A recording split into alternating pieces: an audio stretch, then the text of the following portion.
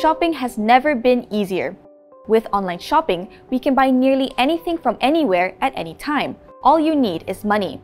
But what if you don't have enough money? Well, this is where the Buy Now Pay Later schemes, or BNPLs, come into play. They allow consumers to buy items with little to no money upfront, followed by installment payments over a period of time. In Malaysia, there are at least 10 BNPL providers that allow consumers to buy anything from a cup of coffee to clothes to concert tickets. Buy Now Pay Later activities are important in the area of digital financing, especially for the underserved communities, but if there isn't proper regulation, Buy Now Pay Later can become a double-edged sword. Kelvin Goh, a financial planner, says it can enable impulsive spending and make it easy for people to live beyond their means.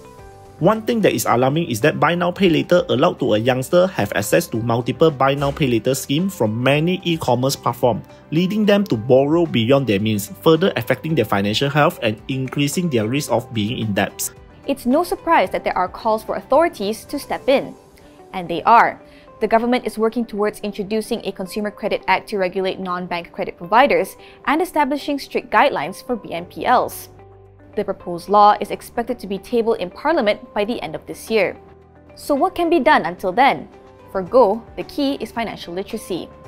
This campaign can be introduced at the university level and made mandatory, as students are just few years away from entering society and should be prepared to shoulder financial responsibilities. According to Bank Negara Malaysia, about 44% of BNPL users were aged between 18 to 30 years old as of 2022. And over 80% of BNPL users had a monthly income of less than 3,000 ringgit. Federation of Malaysian Consumers Association's Deputy President Paul Selvaraj hopes the government will allocate more money for financial literacy programs. So financial education is crucial in helping not one, of course, is to manage debt, but also in terms of savings and investing and things like that. Under FEN, Financial Education Network, they're already carrying out program in schools, but I think we need to strengthen and extend so that, especially young workers have access and are empowered to manage their finances. Moving forward, Selvaraj says the Consumer Credit Act, which is being developed by a committee called the Consumer Credit Oversight Board, will be key. We fully support the efforts taken by the Consumer Credit Oversight Board to look at how best to regulate the BNPL industry.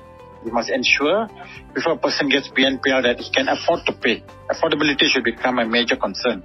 It's clear that there are pros and cons to using BNPL services. What's important is that consumers should be empowered to use them responsibly and strike a balance between desire and affordability.